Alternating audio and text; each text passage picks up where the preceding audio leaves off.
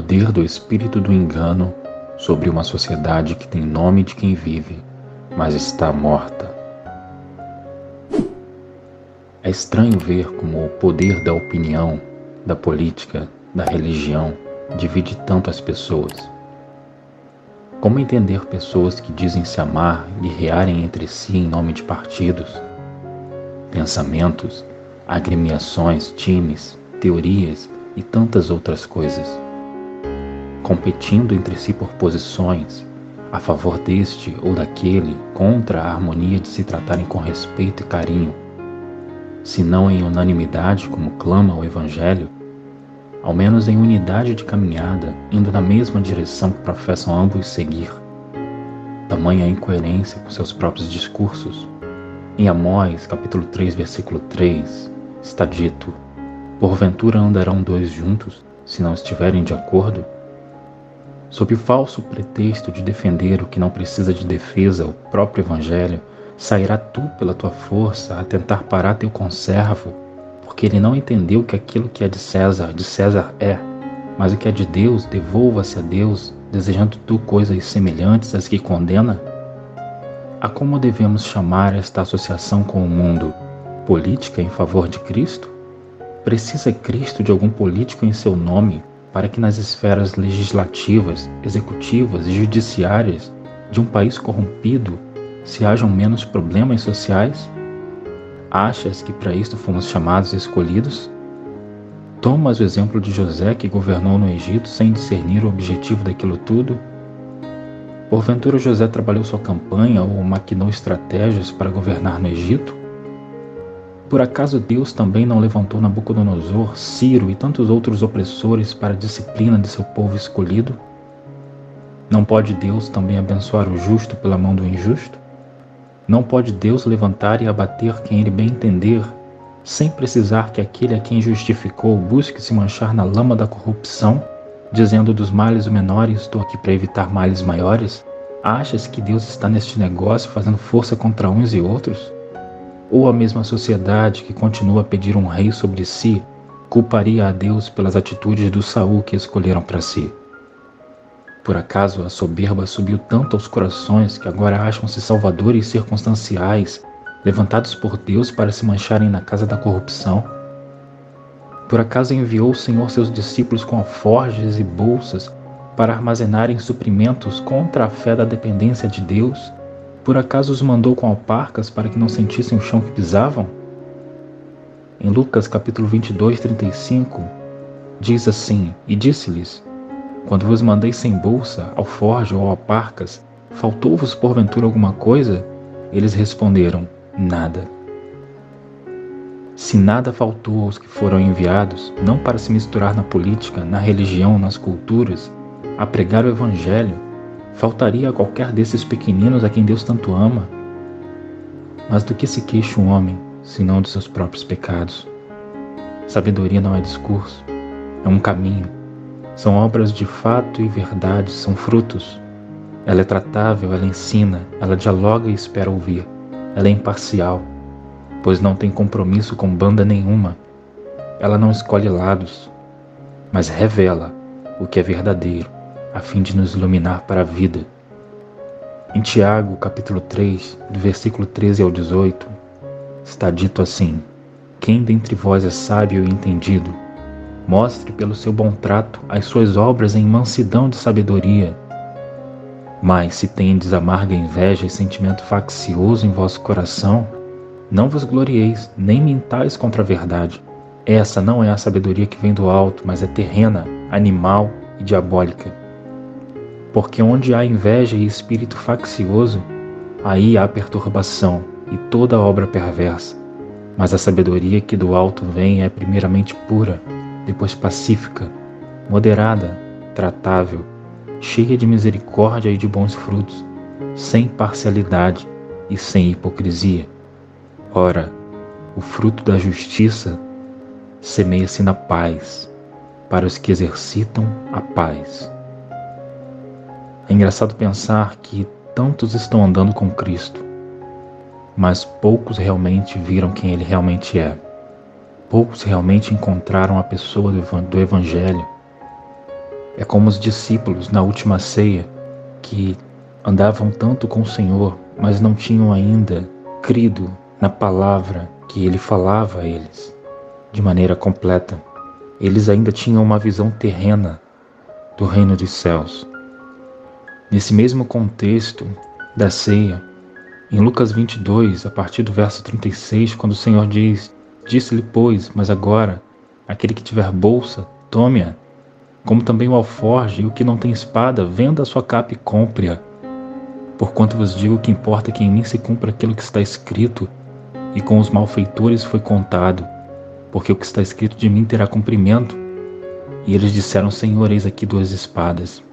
E ele lhes disse: basta.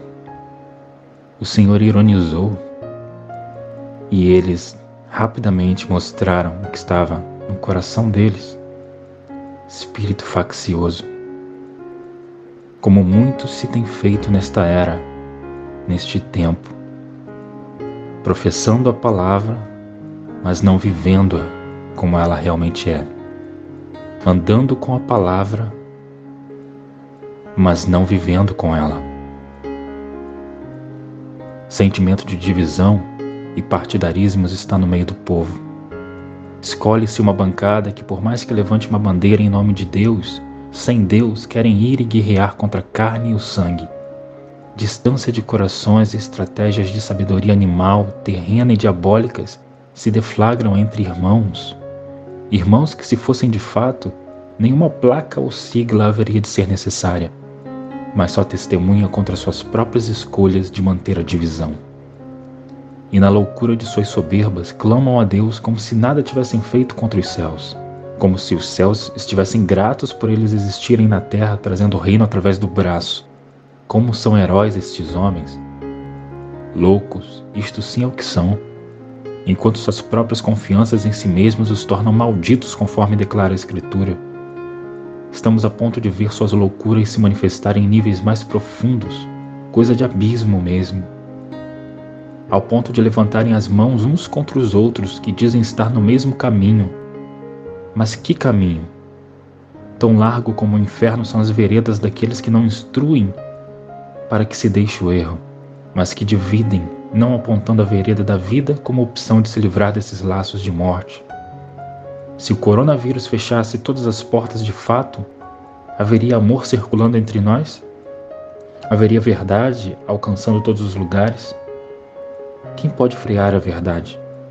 Quem pode frear a vida? E você se preocupa com portas de ferro e madeira fechadas? De templos que não são templos? Deus por acaso é ídolo que habita templos feitos por mãos humanas? Ele por acaso precisa do favor da sua legislação para andar livremente aonde quer? Ele precisa das ajudas humanas para que não se levantem leis de homens em uma nação pobre, cega e nu, para que ele continue a visitar quem ele quer? Que Deus é este em quem você crê? Mas ele entregará cada um ao seu próprio desejo, aos seus próprios heróis insensatos, pois que ele não está em disputa pelo amor de ninguém. Nós o tratamos mal quando tratamos mal ao próximo. Ele continua amando, porque ele não é inconstante como nós somos. Mas não se dará por inocentes os que não são inocentes. De tudo o que semeamos daremos conta a Deus. Ele sonda o nosso coração, de maneira que se existe em nós alguma predisposição a fazer o que é certo, ainda que hajam traves em nossos olhos, podemos nos arrepender e tirá-las deixando o pecado e seguir em nova consciência. O mundo vai entrar em ebulição por causa da iniquidade, mas nós sejamos sóbrios e prontos para ouvir, tardios para falar, tardios para se irar, porque se pudessem até a nossa paz levariam embora, mas nós somos do alto, eles são terrenos. Nós somos da luz, eles andam em trevas, e não têm visto seus próprios caminhos, e como acumulam fardos pesados sobre seus ombros, fardos que não são do Senhor. Se falamos contra falsas doutrinas e religião reducionista e autojustificadora, falamos segundo este amor que acolhe, que deseja nos ver libertos das amarras da religião. Mas não é este liberto aqui para cair em laço ali, pois se fomos libertos de fato, como insistimos em escolher lados? Falamos para abrir-lhes os olhos. Quem tem seus olhos abertos e escolhe lados para guerrear, na verdade não viu coisa alguma, mas usou de conveniência da sua insatisfação para tentar usar a verdade como arma. Ai destes! Se lutamos com armas espirituais contra espíritos de engano, não é contra a carne e o sangue que lutamos. Entenda a luta, antes que seja tarde e sejas tomado pelo mesmo espírito que habita nos filhos da desobediência. É por isso que seus jejuns não encontram verdade em si mesmo, pois não vivem de toda palavra que sai da boca de Deus, pois se vivessem, a cumpririam em si mesmos. Não conhecemos o Evangelho para recomendar sem prática a vida de outros, mas para a nossa própria vida. É através deste exercício que essas águas que vertem do nosso interior não encontram obstrução. Há um povo que jejua com verdade, sem dia e hora marcada, porque suas vidas são esta realidade, e se virem a marcar dia e hora, será uma fraterna comunhão de lembrar a seus corpos a quem seus membros pertencem, e portanto não fazem deles motivo de escândalo ao Evangelho. Não é o jejum um apagador de realidades lamentáveis, é uma escolha de viver por fé e confiança na pessoa de Deus. Há um povo que busca o Senhor de todo o coração. Há um povo que não está buscando seus próprios interesses. Julgue você mesmo com juízo de discernimento, que é exercido somente por meio da palavra, se o que vem daqueles que confiam em seu próprio braço é amor de fato e em verdade. Em 1 Coríntios capítulo 13, versículos do 4 ao 7, está dito: o amor é sofredor, é benigno, o amor não é invejoso, o amor não trata com leviandade, não se ensoberbece, não se porta com indecência, não busca os seus interesses, não se irrita, não suspeita mal, não folga com a injustiça, mas folga com a verdade. Tudo sofre, tudo crê, tudo espera, tudo suporta. Eu não posso respirar, dizia Eric Garner em 2014. E depois, em março de 2020, George Perry Floyd repetiria a mesma frase enquanto eles sufocavam até a morte, vítimas do racismo nos Estados Unidos. Mas este é um grito coletivo que também foi ouvido aqui no Brasil por João Alberto Silveira Freitas, morto por seguranças em um supermercado de Porto Alegre em 19 de novembro de 2020. Todos pelo mesmo motivo: a desafeição natural desta geração. E hoje, muitos em leitos estão dizendo mesmo: eu não consigo respirar.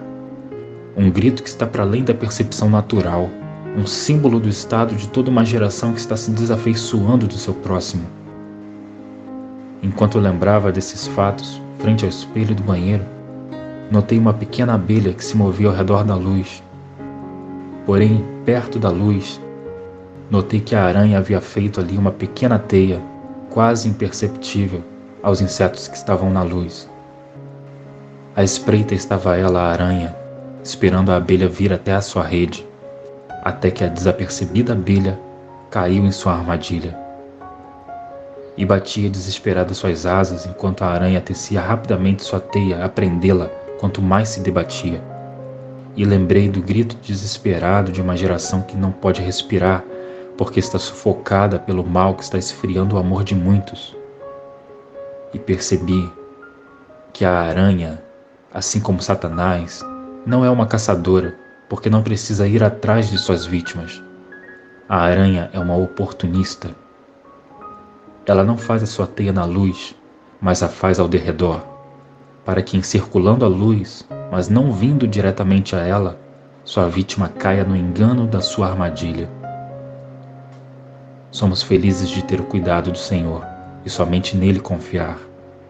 Se formos simples para ouvir a voz do Senhor e humildes de coração, ensináveis, não seremos confundidos jamais.